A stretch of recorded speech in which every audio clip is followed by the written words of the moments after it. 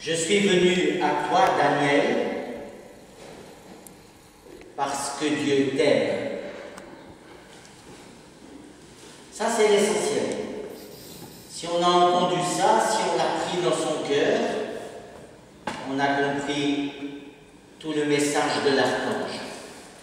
Et on a compris tout ce que la Bible veut encore nous dire aujourd'hui. Maintenant, j'aimerais faire un petit détour du côté des anges, et puis je vous promets que je reviendrai au texte de Daniel. Alors, je vous disais tout à l'heure que l'archange Gabriel est très important pour nos amis juifs, et qu'ils le vénèrent et qu'ils le prient régulièrement. Mais Gabriel est aussi extrêmement important pour la communauté islamique. Pour les musulmans, Gabriel est une des principales figures divines. Pourquoi? Parce que c'est lui qui a dicté le Coran à Mohammed. Vous voyez s'il était important. Et en plus, c'est lui qui est venu régler les problèmes de couple de Mohammed. Comment est-ce qu'on dit Gabriel en arabe? Vous ne connaissez pas un footballeur qui s'appelle Cissé? Djibril. Djibril, comme Djibril, Cissé. Alors pour les musulmans, l'archange Gabriel est une figure fondamentale. C'est lui qui va exécuter les actions musclées au nom de Dieu quand il y a besoin, et en particulier auprès des épouses indociles. Voilà du côté de l'islam. Et alors du côté du christianisme, du côté du christianisme, les orthodoxes donnent une grande importance à l'archange Gabriel, et c'est pourquoi ils le fêtent 3 fois par année. Et tout à l'heure, nos amis ont chanté 2 chants, moi je ne sais pas le russe, mais le genre de paroles qu'ils ont chanté, ça pourrait être un tropère de ce style-là. Gabriel, chef des milices célestes, nous te supplions, indignes que nous sommes, de nous protéger par tes prières et de nous garder à l'ombre des ailes de ton immatérielle gloire. Nous qui à genoux t'implorons instamment, délivre-nous des dangers, ô prince des puissances d'en haut. Donc pour les orthodoxes, c'est très très important la figure de l'archange. Et pour les protestants, est-ce que vous faites beaucoup de place aux anges et à l'archange Gabriel dans votre piété protestante? On a un peu oublié, on a un peu mis ça de côté. On a un peu l'impression que ces histoires d'anges, c'est des histoires New Age, et qu'on n'a pas envie de mettre notre doigt là-dedans, et on se dit que sûrement Calvin nous l'aurait interdit. Eh bien, c'est pas vrai. Calvin avait un très grand intérêt pour les anges. Il y croyait et il encourageait les fidèles à y croire. C'est un problème qui remonte à l'apôtre Paul. Je fais une petite parenthèse. Parce que l'apôtre Paul a été pris à partie dans une dispute entre les pharisiens et les sadducéens. C'était 2 clans théologiques, spirituels, juifs de son époque. Et les pharisiens, ils accordaient beaucoup d'importance aux anges. Et les sadducéens n'y croyaient absolument pas. Et ils ont pris Paul à partie et lui ont dit: qui c'est qui a raison? Et Paul, qui était pharisien, leur a dit: ben, moi je suis pharisien, donc je crois aux anges. Mais vous savez, Dieu est plus grand que les anges. Voilà. Donc cette dispute de savoir si les anges existent ou pas, on la retrouve, pas seulement chez Calvin, on la retrouve dans le Nouveau Testament, et si ça vous intéresse, vous avez qu'à relire le début de la première épître aux Colossiens. Première épître aux Colossiens, la dispute au sujet des anges. Et Calvin parle de cette dispute. Et il dit, moi pour ma part, quand je lis le livre de Daniel, je suis émerveillé en pensant à ces millions d'anges, d'un nombre infini qui sont là, devant le trône de notre Seigneur. Des millions d'anges. Alors je fais une petite parenthèse parce que les anges sont le seul sujet où Calvin a dit une fois dans sa vie, je ne sais pas. Vous voyez, c'est extraordinaire ça. C'est une rareté unique. À quelle occasion? Il a dit, vous savez que dans la Bible, Jésus a dit, c'est une parole de Jésus, que les petits enfants voient Dieu mieux que nous grâce à leurs anges. Ça, c'est une parole de Jésus. Et Calvin ajoute,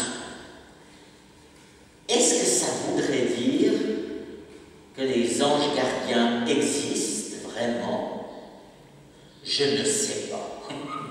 Voilà, petite parenthèse sur Calvin. Et bien, même si Calvin donnait beaucoup d'importance aux anges, il a aussi mis en garde ses fidèles contre le danger que les anges prennent plus de place dans leur foi que Dieu.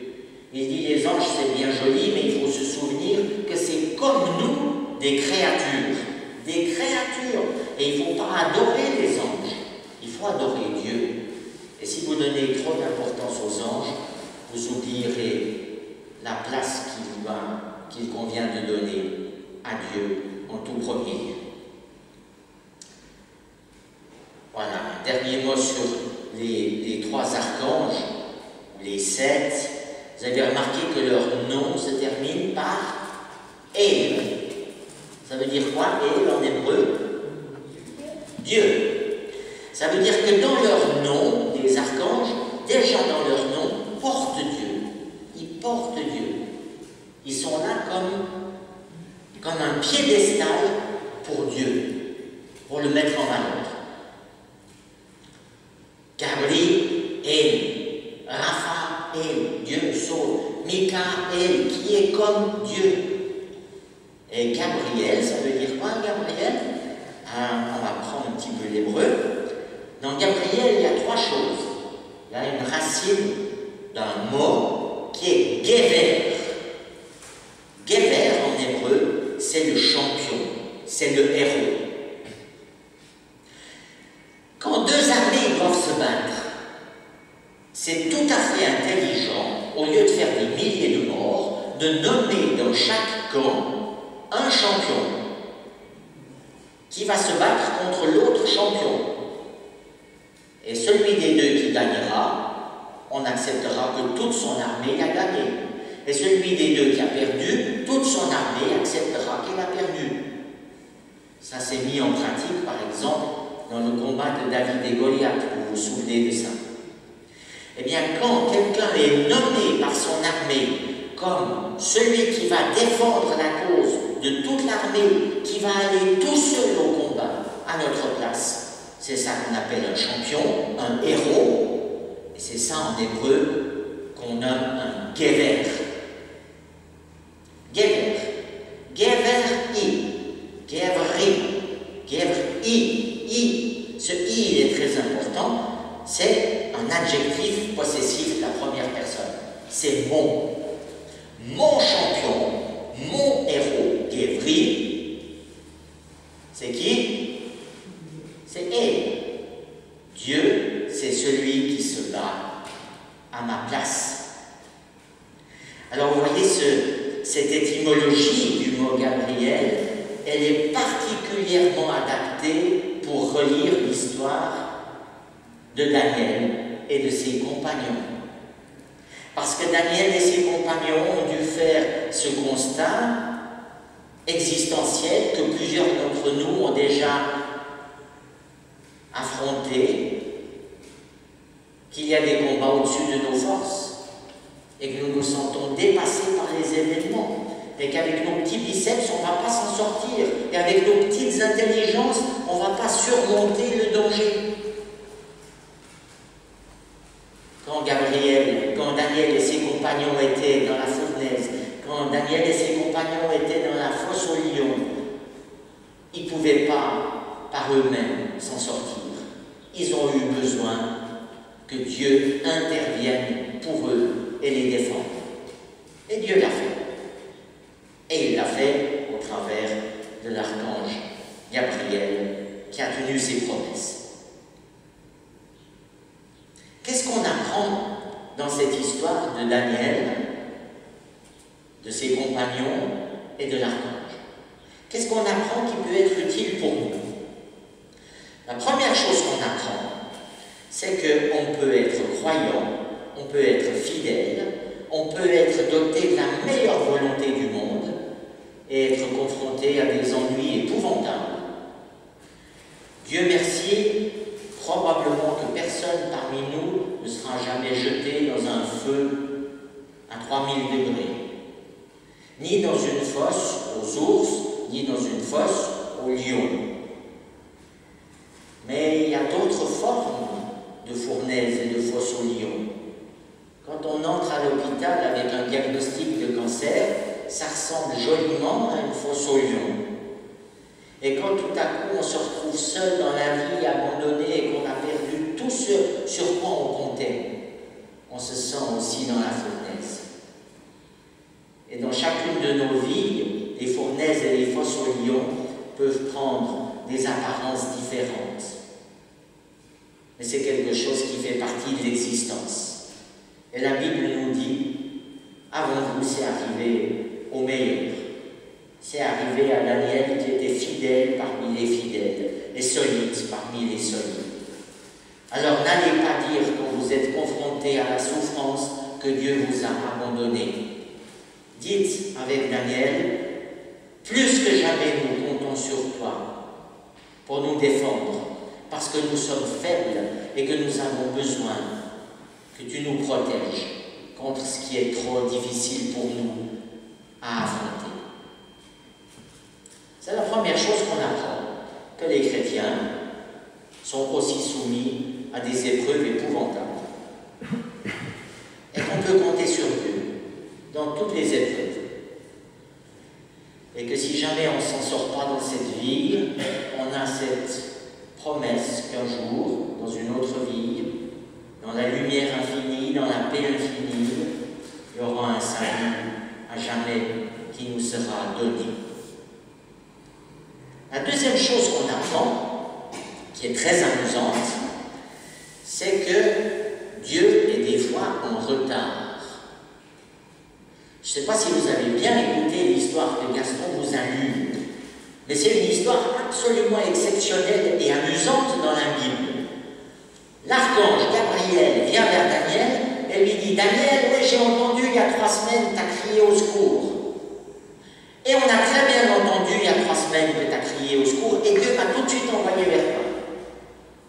Mais je suis désolé, j'ai eu un empêchement, j'ai été détourné et j'arrive avec 3 semaines de retard. »